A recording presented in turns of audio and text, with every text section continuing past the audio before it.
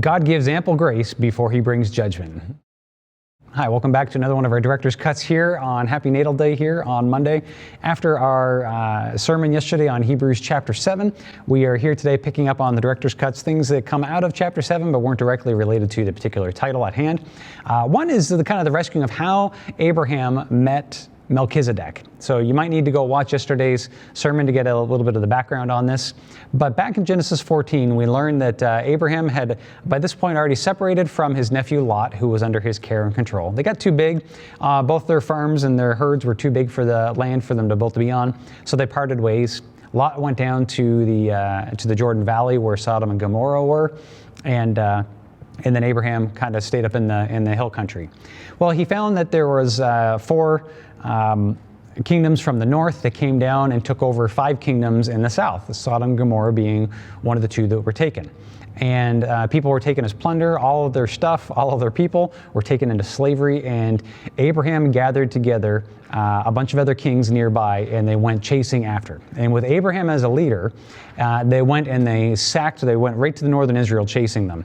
And they sacked that confederacy of 4 kings and destroyed them, and they got all their things back. And because of that, Abraham also gained a bunch of plunder as people gave him money of what he had earned. He was only interested in getting his nephew back and his loved ones, but ended up getting quite a bit more.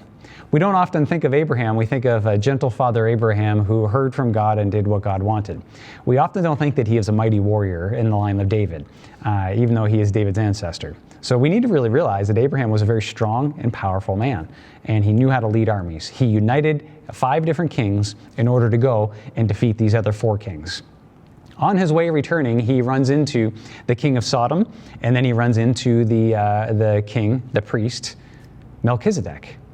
And he doesn't just because he was a king, this is not why Abraham did what he did. It was because he was a priest. Remember, in Sodom, there's a lot of not so good things going on there, so Abraham didn't do anything for that king. But he went and he gave an offering to Melchizedek. But then it says that because he was of the promise, that Melchizedek blessed him, and Abraham did go on his way to a great blessing.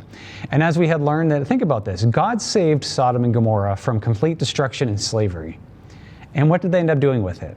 They ended up going back into lives of excess, of oppression, and of debauchery.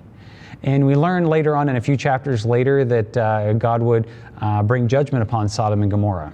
Now, God did not bring judgment on Sodom and Gomorrah, blindly or quickly.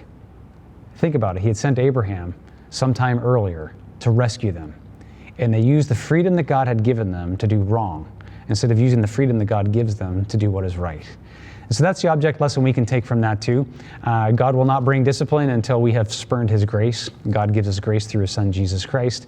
And so we must use the freedom that he has provided for us in that to do what is right and not what is wrong, lest we end up like Sodom and Gomorrah in the annals of history, destroyed, and an example of derision and shame.